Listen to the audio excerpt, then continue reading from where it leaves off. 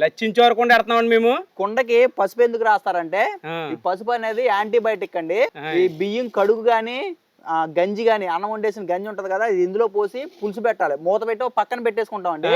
ఒక 3-4 రోజులు అలా పెట్టేయడం వల్ల అది నిల్వ ఉంటది కదా, ఆ నిల్వకి అది పాడైపోకుండా ఈ పసుపు రాస్తే ఆ యాంటీబయాటిక్ వల్ల దాంట్లోకి క్రిములు అయ్యి దరిజాగకుండా ఉంటుందని చెప్పేసి ఆ జాగ్రత్త. అంటే గతం రోజుల్లో కాదు కదా, ఇప్పుడు పురుగుల మందులు అవన్నీ కొట్టడం వల్ల ఇబ్బంది అవుద్దని చెప్పి నేను ఒకసారి కడిగేసి నీళ్ళు వంపేసానండి. రెండోసారి కడిగిన నీళ్లు ఉంచుకుందామండి, బియ్యం కడిగిన నీళ్లు.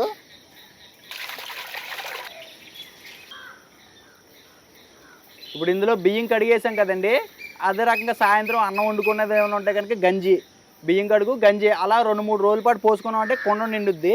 ఇందులో ఒక 3 రోజుల పాటు అలా పులిసిందంటే పులిసిన తర్వాత మనం చారు చేసుకోవాలి. లక్షించారు కుండ అండి, మనం 4 రోజుల కింద పెట్టాం దీన్ని. ఇప్పుడు పైకి ఇలా నీళ్ళ తేలిపోయిందండి, కిందకి చిక్కదంతా వచ్చేస్తుంది కదా, దాన్ని తీసుకొని మనం వాడుకోవాలండి చారు కోసం. దాన్ని ఒక దాంట్లో వేసుకుందాం. ఇప్పుడు దీంట్లోనే రుచికి సరిపడి ఉప్పు కూడా వేసేసుకుందాం.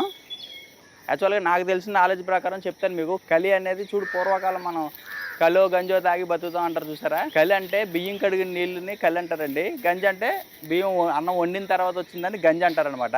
ముఖ్యంగా తోటకూర కూడా వేసుకోవాలి. నా దగ్గర ఒక 5-6 రకాల కూరగాయలు ఉన్నాయండి, అవన్నీ కోసి దీంట్లో వేస్తాను. ఇప్పుడు కొన్ని బెండకాయ ముక్కలు వేసుకుంటున్నాను, ఒక టమాటా ముక్కలు వేస్తున్నాను, ఒక వంకాయని ఇలా పొడుగ్గా ముక్కలు కోసుకొని వేసుకుందాం.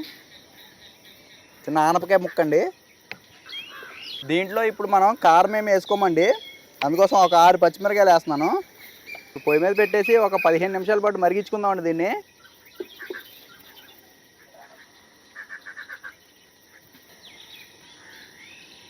ఒక 10 నిమిషాల పాటు చారు మరిగిందండి. ఇప్పుడు మామిడికాయ ముక్కలు వేసుకున్నాం అనుకోండి, పులుపుకి భలే టేస్ట్ ఉంటుందండి లక్ష్మీ చారు. కొంచెం కరివేపాకు కూడా వేస్తున్నాను.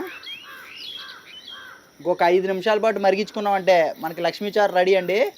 వేడి వేడి అన్నంలో కలుపుకొని తింటమే. ఈ లక్ష్మీ చారుకి ముద్దపప్పు కాంబినేషన్ బాగుంటుందండి. అలా కాకుండా ఊరగాయ పచ్చళ్ళు ఏమన్నా పచ్చళ్ళు కూడా బాగుంటాయి, వడియాలు పచ్చళ్ళు. దింపేస్తున్నాను. దింపండి.